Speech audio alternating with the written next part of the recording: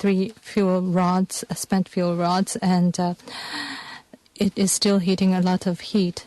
It is emitting a lot of heat still, and it is now in a condition where it hasn't been able to cool. So what is very important and imminent is to cool it as soon as possible. And as for the pool, for the 4th reactor, according to a helicopter that flew by yesterday, it found that there was a certain level of water. However, for the 3rd reactor, the situation is quite critical because the water level is very low. So what is needed now is to pour water into this 3rd reactor. But the problem on the ground is the fight against radiation, because people have to be very careful against radiation. So therefore, the helicopter of SDF dumped water 4 times today, but there's a strong wind above the nuclear power plant, and we don't know to what extent the amount of water that was injected. So they're now analyzing the impact. And so currently preparation is made to inject in water using water cannons from the ground. And there are concerns about radiation being exposed among the SDF members and police. So the SDF decided, because of the gravity of the problem and the need to protect the people's lives. Now, this pool can contain 2,000 tons, actually, but the injection of water will not end in just one day, and even if things go well, it will take more than a few days to complete this operation.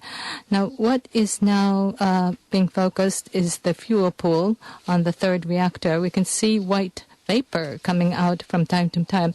What is the current state of the reactor now?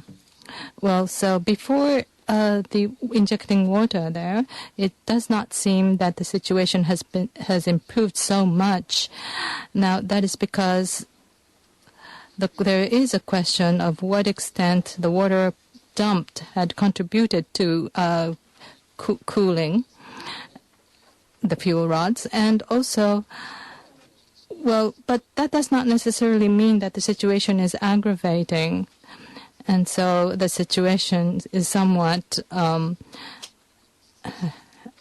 is stalemate. And so what is needed now is to try to inject water as soon as possible. Now, as for the method of pouring in water, how effective is this?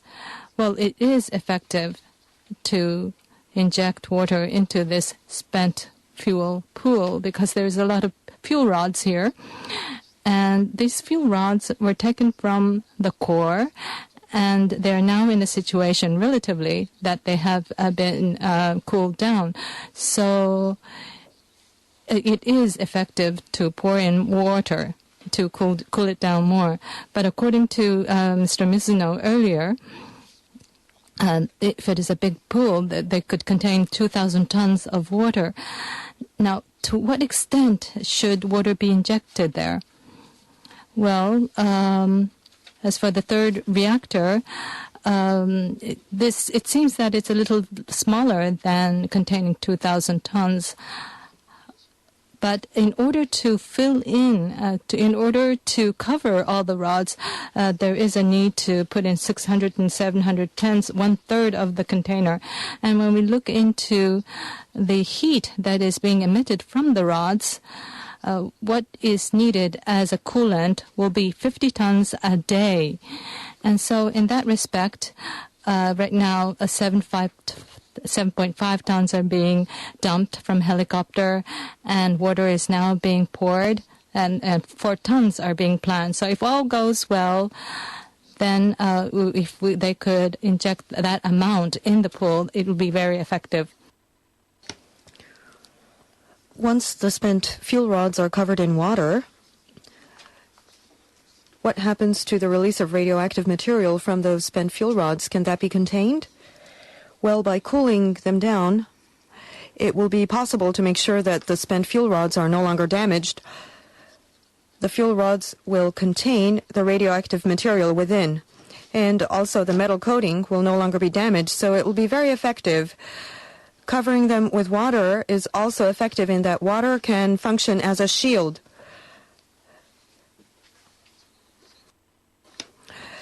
Water will basically prevent radioactive material from spreading. So covering the spent fuel rods with water is very meaningful. If the spent fuel rods in reactor number 3 have already been damaged to a certain extent, it is still effective to cover them with water. Even if the fuel rods have been damaged, the most important thing to do with spent fuel rods is to remove the heat, is to cool them down. Even if the spent fuel rods have been damaged, pouring water over them to help cool them down is very effective. In addition to injecting water, TEPCO is attempting to restore its high voltage power. What does that mean? Restoring high voltage power, according to information from TEPCO, has to do with connecting an external power source to their power supply system. If they can get their high voltage power back up, they can use various power sources to execute a variety of measures. What kind of power sources will they need?